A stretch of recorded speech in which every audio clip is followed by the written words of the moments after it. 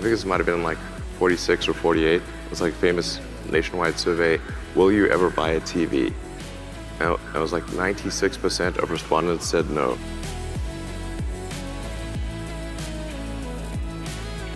You need to work, depending upon how well you want to do, and particularly if you're starting a company, you need to work super hard. So what does super hard mean? When my brother and I were starting our first company, instead of getting an apartment, we just rented a small office and we slept on the couch. And we showered at the YMCA, and we're so hot up we had just one computer. So the website was up during the day and I was coding at night, 7 days a week, all the time. And I sort of briefly had a girlfriend in that period, and in order to be with me, she had to sleep in the office. So work hard like every waking hour. That's the thing I would say, particularly if you're starting a company. And I mean, if you do simple math, say like, okay, if somebody else is working 50 hours and you're working 100, you'll get twice as much done in the course of a year as the other company.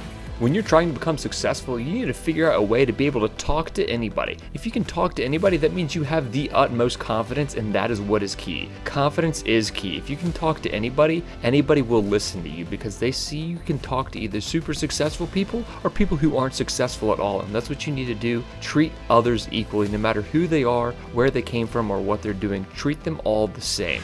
People do not think critically enough. I mean, critical thinking is a skill in short supply, where people take too many things they assume too many things to be true without sufficient basis and belief. So it's very important that people closely analyze what is supposed to be true and try to say, let's analyze things from first principles, not by analogy or not by convention. If you assume things are true by convention, which is actually what most people do, then it's difficult to gain insight into how things can be bettered. So, in any argument or any sort of train of thinking, you want to make sure that the underlying premises are valid and applicable, and then in reaching a conclusion, that the conclusion you're reaching is necessarily driven by the underlying premises and the interconnection between those premises. That may seem like a really simple thing to say, but most people don't do that. So it's really the foundation of rational thought. You actually have a distillation of all the worst problems in the company. There's no point in spending your time on things that are going right. So you only spend your time on things that are going wrong. And there are things that are going wrong that other people can't take care of. So you have like the worst. You have a filter for the crappiest problem in the company, the most pernicious and painful problem. So I wouldn't say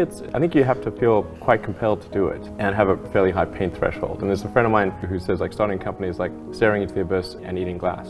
And there's some truth to that. The staring into the abyss part is that you're going to be constantly facing the extermination of the company. Because most startups fail. It's like 90%, arguably 99% of startups fail. So that's the staring into the abyss part. You're constantly saying, okay, if I don't get this right, the company will die. It can be quite stressful. And then the eating glass part is you've got to do the problems. You've got to work on the problems that the company needs you to work on, not the problems you want to work on. And so that's you end up working on problems that you'd really wish you were working on. And so that's the eating glass part. And that goes on for a long time. I don't want to diminish I think the profit motive is a good one if the rules of an industry are properly set up. So there's nothing fundamentally wrong with profit. In fact, profit just means that people are paying you more for whatever you're doing than you're spending to create it. That's a good thing.